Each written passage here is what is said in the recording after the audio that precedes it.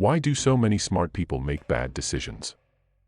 We've all seen it, the leader who sacrifices trust for a quick win, the friend who ruins a relationship in a moment of anger, the company that chases profit and loses its soul. The truth is, it's not intelligence that fails us, it's judgment. And judgment, Confucius taught, depends on something deeper than calculation. It rests on righteousness, the discipline of choosing what is right over what is easy or profitable. As he put it, the superior man understands what is right, the inferior man understands what will sell. In this video, we'll explore 10 Confucian lessons for better decision-making, lessons that can help you pause before reacting, see through appearances, and make choices that build trust and stand the test of time. 1. Ask what is right before what is useful. When the rulers of his time sought Confucius' counsel, many wanted shortcuts. How do we weaken a rival? How do we make the people work harder? How do we expand territory quickly? Confucius often disappointed them. He wouldn't offer clever tricks or manipulations. His reply, in essence, was, first ask what is right. Only then ask what is useful. This distinction mattered deeply in his time. In the warring states, leaders who chased advantage without righteousness might win battles or hoard wealth, but their courts soon rotted. Ministers betrayed them. People fled to more just rulers. Their victories were hollow, their reigns short. Confucius saw that usefulness untethered from righteousness was not strength but fragility disguised as success. History has proved him right. Think of the Qin dynasty, which unified China with ruthless efficiency. Legalist tactics made it useful in the short term. The Great Wall began under their command, roads and laws were standardized. Yet the dynasty collapsed within a generation. Fear and coercion delivered results, but not respect. Contrast that with the Han that followed, imperfect, but built on a greater balance of justice, ritual, and virtue. They endured for 4 centuries. Now bring that forward to modern life. Consider Enron, once the darling of Wall Street. On paper, everything looked useful: rapid profits, market dominance, dazzling returns. But the numbers were just numbers, and the usefulness destroyed not just the company, but the savings and lives of thousands of employees. Or take the smaller, everyday example: someone lies on their CV to land a job. They may succeed for a few months, but once the truth emerges, credibility vanishes. The short-term win becomes a long-term wound. In personal life, the same truth holds. A parent who covers up mistakes for their child may protect them today, but robs them of resilience tomorrow. A friend who flatters in the moment but hides the truth sacrifices the depth of the friendship for the comfort of avoiding conflict. Confucius' filter remains the hardest, cleanest test. If something is useful but not right, it is corruption waiting to surface. If something is right, its usefulness may be slower, but it endures. So how do we live this?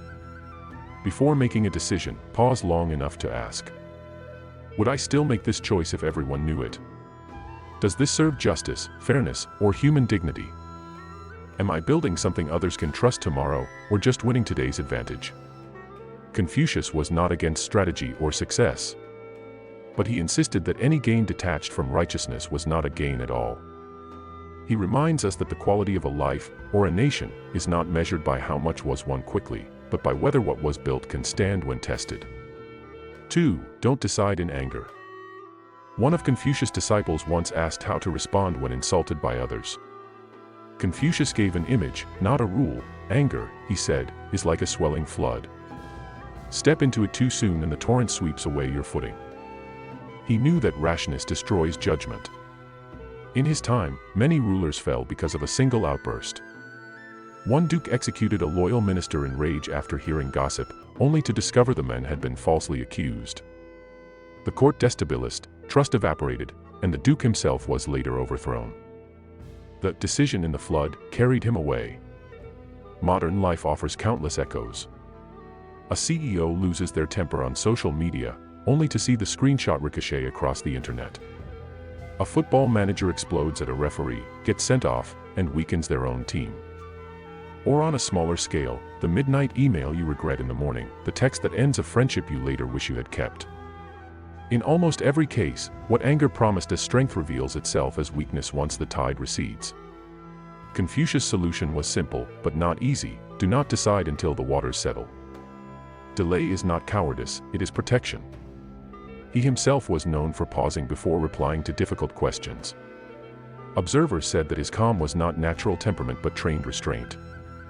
He would sit in silence until his thoughts were steady, then speak. That pause was the decision. In practice, this means building rituals for interruption. When the heat rises in a meeting, excuse yourself to refill a glass of water before answering. When a family quarrel flares, breathe and let 10 minutes pass before setting rules or punishments. Online, draft the angry reply if you must, but don't press send until the next morning. 9 times out of 10, you won't. The insight is enduring. Anger sharpens the tongue but dulls the mind. Decisions made inside it carry the same force as floods, destructive, indiscriminate, and impossible to reverse. Confucius' wisdom was not to deny anger, but to delay action until righteousness, not rage, holds the reins. Respect, trust, and even survival often hinge on this single discipline: wait until the waters fall. 3. Hear both sides fully. In the state of Lu, a magistrate once prided himself on swift rulings. He would hear the grievance of one petitioner, pronounce judgment, and send them away satisfied. But when Confucius heard of this, he rebuked him. To hear one side and not the other is darkness. The metaphor matters. Darkness doesn't mean partly mistaken, it means blind. A leader who rules after one voice is not wise. He is stumbling with no light, and those who follow him will stumble too. History is thick with examples. In the spring and autumn period, entire wars were launched on single envoy's words. A ruler, flattered or provoked, made a snap judgment without hearing the counterpoint. The result, years of bloodshed that might have been prevented by one more conversation. Today, the settings have changed but the blindness remains. Social media feeds us half-clips, sliced outrage, and partisan sound bites. We are encouraged to decide instantly who to shame, who to cancel, who to defend, before hearing the missing half. In offices, it's often the most forceful personality, not the most truthful, who sways the decision. At home, families fracture because only one perspective is aired, while another is dismissed before it's spoken. Confucius' call is radical in its simplicity: don't trust the first version of a story. Ask questions until you can describe the other side fairly, even if you disagree with it. The wise ruler, he taught, listens longer than feels comfortable. The wise parent lets the child finish the account without interruption. The wise colleague says, "I've heard your view, now I'd like to hear theirs before deciding." Practically, this means: in meetings, don't close the debate after the loudest voice, explicitly invite the quiet one. In conflict, withhold judgment until you can explain each side's reasoning as clearly as they could themselves. Online, check the source, watch the full clip, read beyond the headline before adding your weight. Hearing both sides doesn't guarantee clarity, but it removes the blindness of darkness. It slows decision-making, yes, but the light it brings saves far greater time lost in regret. Respect grows when people know you'll hear them out. Justice grows when both sides are seen. 4. Choose people, not appearances. Confucius lived in an age when court life glittered with smooth talkers and schemers. A young noble might learn the art of bowing, flattering, and delivering polished phrases, all while serving his own ambition. Confucius distrusted this deeply. Fine words and an insinuating appearance are seldom associated with true virtue, he warned. For him, the test of a person's worth wasn't the eloquence of their speech or the shine of their robe. It was how they behaved when the room was empty and no applause could be earned. A courtier might dazzle in the audience hall, but what mattered was whether he was honest with servants, fair in disputes, and steady when no advantage beckoned. The temptation to confuse gloss with substance hasn't gone away; if anything, it has multiplied. We live in a world where image is often curated more carefully than reality. In hiring, the candidate with a flawless pitch deck may mask a history of unfinished work. In politics, slogans and stagecraft can eclipse any record of service. On social media, influence is measured in likes and filters, not in depth or reliability. But wise decision-making, Confucius would argue, asks different questions. How do they treat those with nothing to give them? Do they keep their word when no one is watching? Do their private habits align with their public promises? Modern examples abound. A manager who only flatters upward but dismisses junior staff may look impressive to executives but quietly erodes the team beneath them. A charismatic speaker who dominates a room but never delivers results will, over time, be exposed.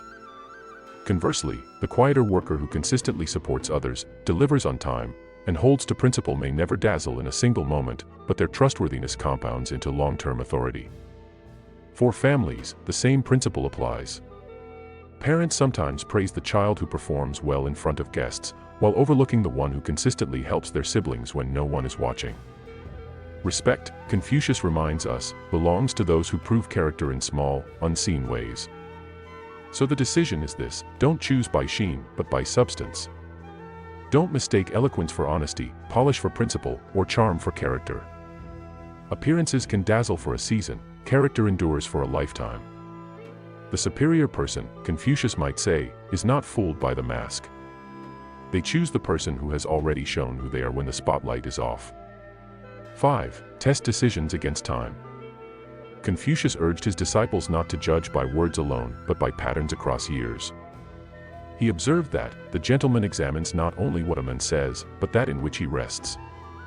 A single promise can be polished. A single speech can be rehearsed. But the true measure is consistency, how someone lives when the seasons turn, when fortune changes, when no one is listening. This wasn't abstract theory, it was survival advice in a chaotic age. Rival courts rose and fell in quick succession, often dazzled by clever ministers who promised rapid victories. Confucius warned, short-term gains built on empty promises collapse like a pavilion in the wind. A ruler who hires on charm, or who governs by opportunism, inherits instability. The wise ruler looks instead for choices and people that stand firm across decades. For us, the principle is just as urgent. Decisions look different when tested against time. Think of the quick payoff, the fad diet that promises pounds lost in a week but wrecks health months later. The impulsive loan that buys today's holiday but mortgages tomorrow's freedom. The business deal that offers an instant spike in profit but corrodes trust, brand, or staff loyalty over years. Time is the great X-ray. It shows whether foundations are real or painted on. What is flimsy cracks, what is solid lasts. There are ways to bring this Confucian lens into everyday life. Ask of every choice, will this hold up in 5 years? 10. Or will it embarrass me by then? Run the children test, would I want my child to make the same choice? If not, why am I making it? Look for compounding, not consuming. Does this decision build something that grows stronger with time, like skills, trust, health, or does it simply burn fuel for a moment's gain? Consider friendships. Chasing popularity may feel good today, but 5 years later you may find yourself surrounded by people who disappear at the first test. Compare that to friendships built slowly on honesty and loyalty, they deepen with each season. Or careers, the job taken only for salary may sour into resentment, while the role that develops real skills and character can multiply its value year after year. Confucius' challenge is simple but demanding: choose what time can bless, not what time will expose. 6. Consult the wise, but own the choice. Confucius was never a solitary oracle. He walked with disciples, debated with ministers, and even asked farmers about their methods. He believed wisdom was not monopolized by titles. In the Analects, he praises listening broadly: when I walk with 2 others, I always find something to learn. Yet for all his openness, he did not confuse listening with surrender. Advice was input, not verdict. The decision remained his. History shows why this distinction matters. Courts in Confucius' time often relied on clever strategists who offered dazzling schemes, bribes, betrayals, quick alliances. Many rulers followed slavishly, only to be ruined when those same advisors switched loyalty. Confucius, by contrast, weighed counsel against his own compass of righteousness. He would walk away from posts rather than let advice overrule principle. The modern temptation is similar. We have infinite voices at our fingertips: consultants, influencers, algorithms, even strangers in comment sections. It feels easier to defer: the experts said so, the numbers demanded it, that's just what everyone is doing.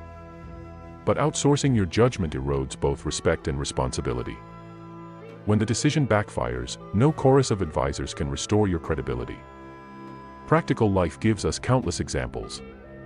A manager facing a restructuring might collect analysis from consultants, listen to staff anxieties, read industry reports. All of that matters. But the final shape of the decision has to reflect her principles: fairness, transparency, sustainability, or the team will see her as a mouthpiece, not a leader. A parent might gather advice from teachers, psychologists, or friends about how to guide a struggling child. But at the end of the day, the child looks to the parent's steady judgment, not a patchwork of borrowed instructions. Even online, the pull is strong. How many posts are shaped not by conviction but by polls, likes, or the fear of backlash? Confucius would remind us, feedback can sharpen a view, but conscience must finish the choice. How do we live this? 1. Seek breadth, not volume. Invite perspectives from different kinds of people: the elder, the peer, the newcomer. Don't drown in repetition. 2. Weigh advice against principle. Ask, does this counsel align with what I know to be right, or just with what is easy? 3. Take ownership. When you decide, say, I chose this. Not, they told me to. Respect flows to those who own outcomes, not those who hide behind experts. Confucius' way is both humble and firm. Humble enough to admit you don't see everything, firm enough not to let anyone else carry your conscience for you. 7. Protect fairness, even at cost. Confucius lived a life where integrity often meant sacrifice. In one famous account, a powerful noble tried to secure his favor with rich gifts. The nobleman's record was tainted. He exploited the poor and manipulated laws for personal gain. Confucius, though living modestly and sometimes barely sustaining himself, refused the offer. He knew that accepting comfort from a corrupt source would signal complicity. Poverty, he believed, was lighter to bear than dishonor. This principle is sharp-edged. Fairness is tested most when it costs us. Anyone can speak of justice when it's cheap. But real integrity shows when the choice threatens income, comfort, or reputation. Modern life presents subtler versions of this test every day. In the workplace, a manager might discover that high-performing staff are being favored unfairly in promotions while quieter contributors are overlooked. To challenge it may risk her standing with senior executives. To stay silent would protect her career but corrode her credibility. Choosing fairness means raising the issue, even knowing it could delay her own advancement. In social life, a friend becomes the target of gossip. It's easier to nod along than to risk being labeled difficult. Yet standing up and saying, "That's not fair, they're not here to defend themselves," costs little in words but can cost comfort in the group. It also plants a seed. Respect grows for the one who protects the absent. In family life, a parent might find it easier to favor the child who excels or obeys, bending rules for them, while holding the other to harsher standards. But fairness means consistency, equal respect, equal accountability, even if it invites more resistance. The digital world amplifies the same dilemma. Outrage spreads fast, reputations are shredded in hours. Do you join the pile-on for social approval, or pause to ask if the judgment is fair? Protecting fairness here may cost likes or popularity, but it preserves integrity. How can we practice this habit in real terms? 1. Name the bias. When you see unfair treatment, don't let it pass silently. Simply naming it shifts the air. That doesn't seem consistent. 2. Bear the small costs. Accept that fairness will sometimes mean slower wins, harder conversations, or being less popular. Those are the investments integrity requires. 3. Anchor to principle, not payoff. Ask, if the outcome hurts me but upholds justice, will I still respect myself tomorrow? Confucius insisted that justice with a price is still justice. What destroys a leader, a parent, or a friend is not loss, but compromise. When you protect fairness, even at cost, you're not only safeguarding others, you're strengthening the one currency that outlasts power, comfort, or applause: trust. 8. Small choices create big patterns. To many observers, Confucius seemed almost obsessed with detail. He corrected how students tied their sashes, how they entered a doorway, how they rose to speak. Foreign envoys sometimes mocked these rituals as trivial. But Confucius understood something deeper. Character is revealed not in grand gestures, but in repeated habits. The person careless with ritual courtesies, slouching in audience, muttering a half-greeting, was unlikely to show true respect when larger responsibilities came. In one story, Confucius reprimanded a disciple for rushing through the placement of ritual vessels. To the disciple it was a minor error. To Confucius it was training for life. If you can't handle details with care when they seem unimportant, how can you be trusted when stakes are high? That lesson hasn't aged a day. Small choices are not just small. They are the patterns from which all larger decisions emerge. In relationships, the partner who says, "I'll call you back in 5 minutes," but never does sets a pattern. Over time, those small breaks in trust accumulate. When a crisis comes, it's no surprise that confidence is already thin. At work, a manager who waves away just a few typos in reports signals sloppiness. When real financial figures are on the table, the same culture of imprecision lingers, with consequences far more costly. In public life, citizens who treat small civic duties lightly, voting, returning library books, respecting public spaces, build a culture where cutting corners feels normal. Soon, the big failures of governance and trust are just scaled-up versions of daily neglect. Even our inner life is shaped this way. The small choice to pause before replying in irritation, to tidy your desk before leaving, to keep a tiny promise, these become grooves in the mind. Over time, they shape how you handle the stormier, weightier moments of life. The danger is the opposite habit, excusing little lapses. A small lie here, a small indulgence there, a small cruelty in passing. Each seems harmless, but together they form a pattern that weakens judgment when it matters most. Confucius' warning is simple: greatness doesn't arrive in a single moment of glory. It is cultivated in the invisible, daily discipline of small decisions. To govern a household, a team, a state, first govern the way you walk through the door, the way you answer a question, the way you treat the smallest duty. As the old proverb has it, sow a thought, reap an action. Sow an action, reap a habit. Sow a habit, reap a destiny. Confucius lived that truth centuries earlier. Destiny begins with the smallest courtesies. 9. Beware the easy option. Confucius had little patience for empty words or flashy gestures. He often remarked that the gentleman is ashamed when his deeds do not measure up to his words. Those who promised loudly but delivered little revealed a weakness. They chased the appearance of virtue without the substance of it. He also cautioned against rulers who sought shortcuts in governance, sudden reforms for applause, punishments used instead of education, rituals rushed rather than taught. Such easy choices seemed effective in the moment, but they corroded the state over time. For Confucius, the harder path of patient teaching, steady ritual, and consistent example was the one that truly endured. This tension between the quick win and the lasting gain is alive in every sphere today. Work, a company inflates numbers to please investors. The stock price spikes, but months later the truth collapses trust, often beyond repair. Compare this to the business that grows slower, grounded in ethics, but earns loyalty that lasts decades. Relationships, the easy option is avoidance, ignoring conflict, numbing with distraction, or leaning on surface charm. The harder path is honesty, listening, and repair. Only one of those builds bonds that survive storms. Health, we live in the era of hacks and shortcuts, pills instead of sleep, processed energy instead of balanced meals. The easy road feels fine for a season, until the hidden costs demand payment. Even small daily choices test this principle. Clicking through shallow content instead of reading deeply. Sending a rushed apology text instead of a real conversation. Copying instead of learning. These shortcuts don't just save time, they shrink capacity. Confucius' wisdom is not to avoid ease altogether, but to distrust decisions made because they are easy. When two options present themselves, pause. Which is merely smooth for now? Which carries depth, growth, and integrity into the future? The truth is that the harder path often becomes easier in the long run. The conversation you dreaded spares years of resentment.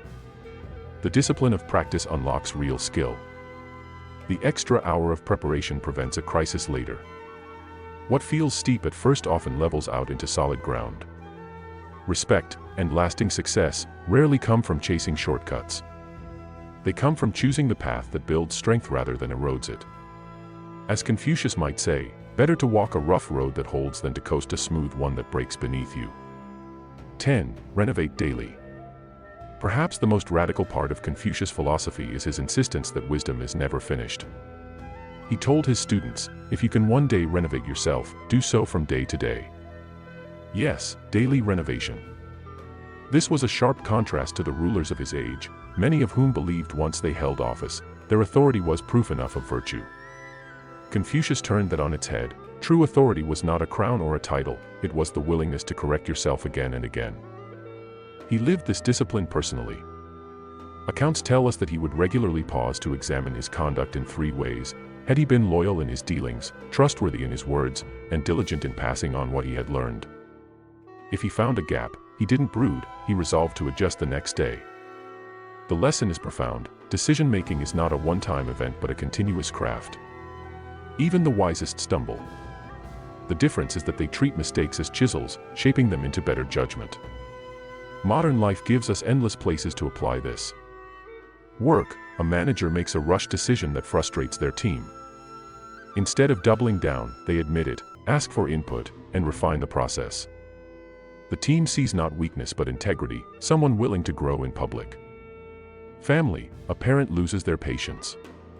The next evening, they try a different approach, slower tone, clearer boundaries. The household feels the difference because growth was visible. Personal life, at the end of the day, you might simply ask, where did I act from fear? Where did I act from principle? What is one small adjustment for tomorrow? Over weeks, these tiny renovations accumulate into character that feels unshakable. The craftsman working wood or stone doesn't expect perfection in one cut. They return to the same piece, smoothing, refining, polishing. Confucius believed life was the same. We are apprentices of virtue, never masters, always learning, always adjusting. In a culture obsessed with arriving, the perfect career, the flawless brand, the one-time breakthrough, his advice lands differently. Don't seek the finish line, seek the workshop. Leadership, parenting, friendship, they are all crafts practiced daily. The point is not to never err. The point is to never stop refining. If each day ends with one renovation, no matter how small, the arc of your decisions bends steadily toward wisdom. Confucius never promised a perfect method for decision-making. What he taught was how to live in a way that makes just decisions more likely. We face choices every day, some small, some that set the course of our lives. The easy test is often the wrong one. What works fastest? What looks best? What makes me popular? Confucius offered a harder test. What is right? So I'll leave you with this. Which of these 10 lessons strikes closest to the decision on your plate today? Share it in the comments. Pass this video on to someone wrestling with a tough call, they might need the clarity too. And subscribe for the next video in this series, where we'll keep drawing from ancient wisdom to meet today's pressures. Every decision is a mirror. In it, others see what you stand for, and over time, so do you.